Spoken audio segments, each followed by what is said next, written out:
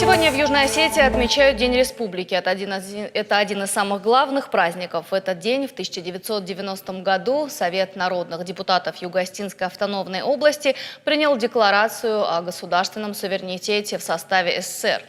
28-ю годовщину отметили с размахом. Военный парад, спортивные состязания и грандиозный концерт. В Цхинвал на праздник отправилась и североосетинская делегация во главе с Вячеславом Битаровым. Подробности в материале Николаса Джоева. Вынос государственного флага и знамени вооруженных сил. Так начинается парад в честь независимости Южной Осетии. Ровно 28 лет назад Совет народных депутатов Юго-Осетинской автономной области принял декларацию о независимости. В Южную Осетию прибыли делегации из нескольких государств. Делегацию из Северной Осетии возглавил глава республики Вячеслав Битаров. С радостью наблюдаем, как от праздника к празднику республика развивается. Как много делается в республике. И республика уже успешно и давно перешла к мирной жизни, к спокойной жизни. И мы это видим. Мы посетили сейчас Дом детского творчества, видели произведения детей, их работы. И это очень приятно. Республика в правильном направлении движется.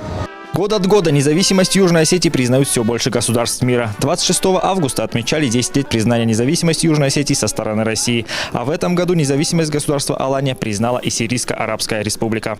Я хочу передать большой привет, поздравления народ Южной Осетии, руководство Южной Осетии и президента. В этот день великий день. Поэтому желаем народ Южной Осетии дальнейшего развития, успехов и много сотрудничества между народами Сирийско-Арабской республики и Южной Осетии.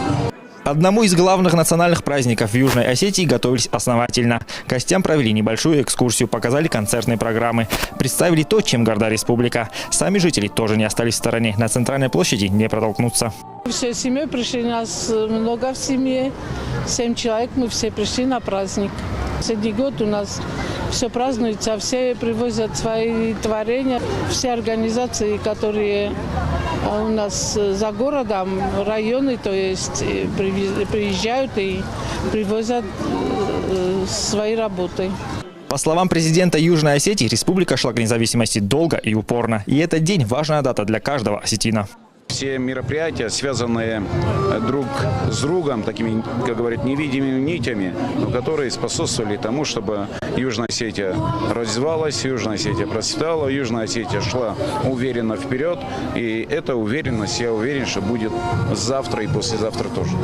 Спорт – это то, чем гордится Южная Осетия. Гостям праздника устроили небольшие импровизированные представления, где спортсмены посостязались в боксе, карате и вольной борьбе. 28-ю годовщину независимости Южная Осетия отмечает с размахом. Праздничные мероприятия распланированы до самого вечера. Здесь, в Центральном парке, развернуты тематические площадки. На этой, например, школьники представили свои работы. Вот, к примеру, модель корабля. Вполне рабочая. Николас Джоев, Ибрагим Чочиев. Новости Осетии.